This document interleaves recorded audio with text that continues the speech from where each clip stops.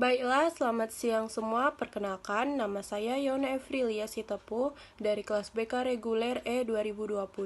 Jadi, di sini saya akan menjawab beberapa pertanyaan yang diberikan oleh Ibu Sri Mustika selaku dosen pengampu mata kuliah Filsafat Pendidikan.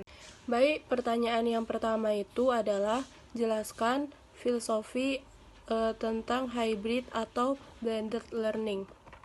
Jadi di sini saya akan menjelaskan sejarah dari blended learning.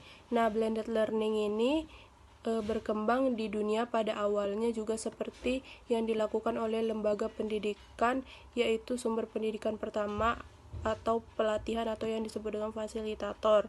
Nah, dengan ditemukannya teknologi komputer, pelatihan dilakukan menggunakan mainframe based atau yang dapat dilakukan dengan kegiatan pelatihan secara individual, tidak bergantung pada waktu dan materi yang sama atau tidak sinkron.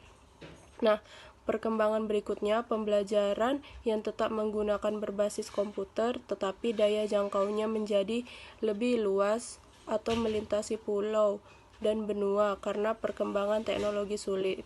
Nah, dengan demikian isi pelatihan yang dilakukan pengembarnya melalui CD atau room dan internet.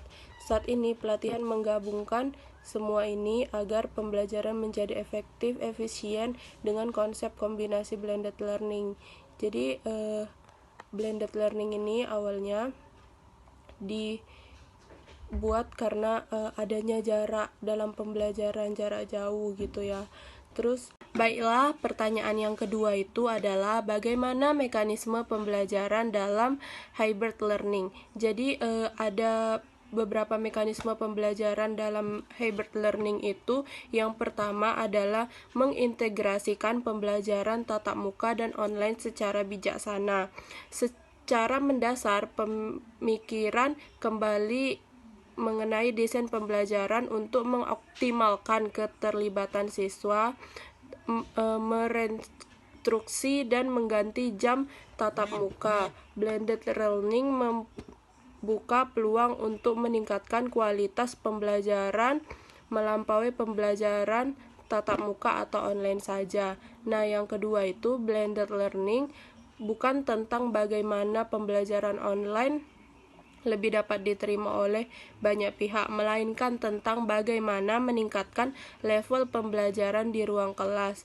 Nah, pembelajaran ini menggabungkan hal positif dalam kedua metode pembelajaran online dan tatap muka dan kemungkinan melampaui kemampuan masing-masing individu. Yang ketiga, blended learning mengharuskan para pendidik menentukan apa yang penting dalam mencapai pembelajaran dan mempertimbangkan beberapa banyak waktu yang harus dihabiskan di dalam kelas. Nah, blended learning ini sangat cocok dalam pembelajaran kelas besar. Baiklah, pertanyaan yang ketiga itu adalah jelaskan perbedaan pembelajaran konvensional dengan blended learning. Jadi di sini saya akan menjelaskan apa sih pembelajaran blended learning itu, apa yang dimaksud dengan blended learning. Nah, model pembelajaran blended learning adalah pada dasarnya merupakan gabungan keunggulan pembelajaran yang dilakukan secara tatap muka dan secara virtual. Nah, blended learning ini adalah sebuah kemudahan pembelajaran yang menggabungkan berbagai cara penyampaian, model pembelajaran, dan gaya pembelajaran, memperkenalkan berbagai pilihan media dialog antara fasilitator dengan orang yang mendapatkan pembelajaran. Nah, blended learning ini juga sebagai sebuah kombinasi pengajaran online gitu, tapi lebih daripada itu sebagai elemen dari interaksi sosial.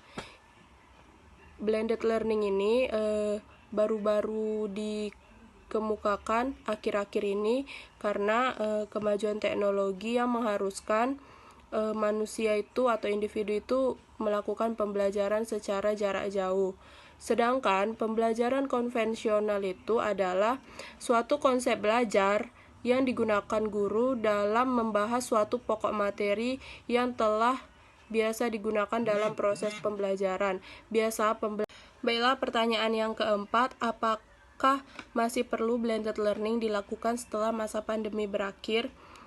Menurut pendapat saya, blended learning setelah masa pandemi berakhir itu boleh dilakukan, namun tidak secara terus-menerus. Misalnya, seperti hari ini kita melakukan pembelajaran blended learning, minggu depannya kita melakukan pembelajaran konvensional. Jadi adanya perpaduan antara pembelajaran blended learning dan pembelajaran konvensional yang membuat siswa semakin lebih terampil, karena baik blended learning maupun konvensional ini sama-sama memiliki kekurangan.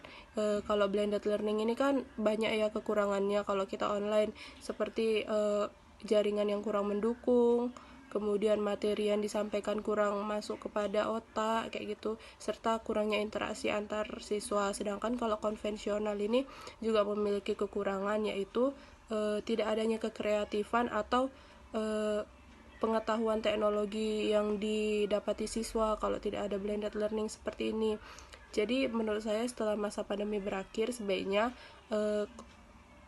konvensional dan blended learning ini dipadukan saja seperti itu.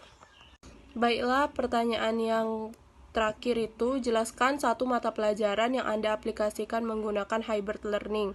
Nah, contoh mata pelajaran atau mata kuliah yang saya aplikasikan menggunakan pembelajaran hybrid learning yaitu mata kuliah konsep dasar SD.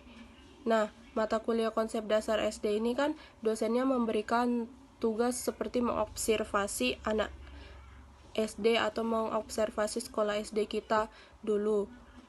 Nah, karena sekolah saya tutup, jadi saya mengobservasi siswa-siswa SD yang ada di sekitar saya seperti itu. Jadi saya menggunakan pendekatan dalam konsep dasar SD yang sudah diajarkan secara daring oleh dosen. Kemudian saya mempraktekkan pendekatan-pendekatan tersebut kepada anak-anak SD yang ada di lingkungan sekitar saya. Dan setelah saya observasi, saya dapat menyimpulkan apa yang saya dapatkan melalui observasi dengan teori-teori yang sudah diberikan tadi, seperti itu. Sekian yang dapat saya jelaskan. Apabila ada kekurangan kata, saya mohon maaf. Selamat siang semua, salam sehat.